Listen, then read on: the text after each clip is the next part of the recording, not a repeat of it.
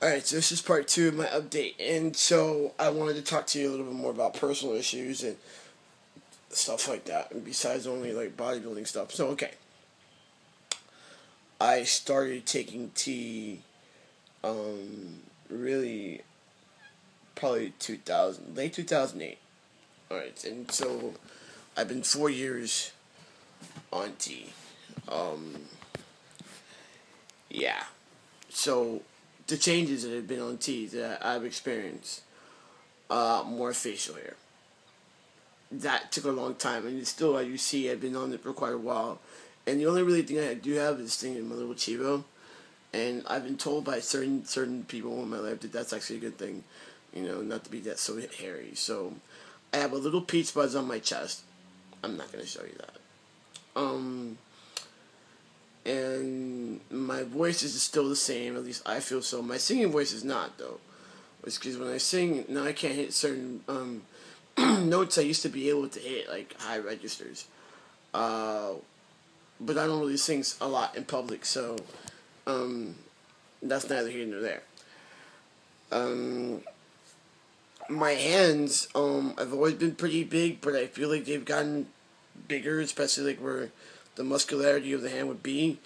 My feet grew, although they said that wouldn't happen. But I used to be like an 8.5 in guys. Now I'm a 9.5.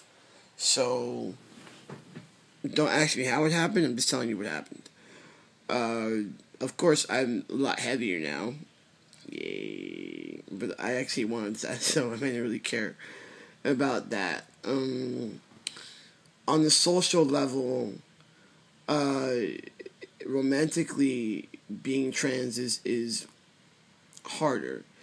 And I find the one difference between MTF and MTM is that although MTFs are more of a sexual, a lot of people find that, all the sexual trends around they have yet to discover and a lot of secrecy. And from what I've heard from other trans females, it's harder to date, have a serious relationship than it is for us trans men. But there are really no dating websites for trans men, and people still don't even think that we exist.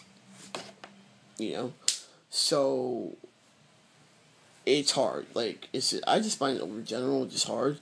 Beyond body dysmorphia, I just think it's hardest for people to even wrap their heads around a trans person. So, but I've said that dating a trans is in prior videos not easy to do. Um, then socially, like friends wise and stuff, I find myself sometimes wanting more male friends. Cisgender, transgender, I don't care. But just to have the same interest in me.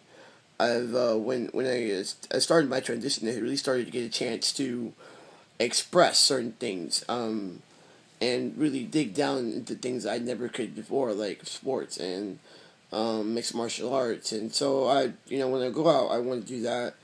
I don't drink for personal reasons.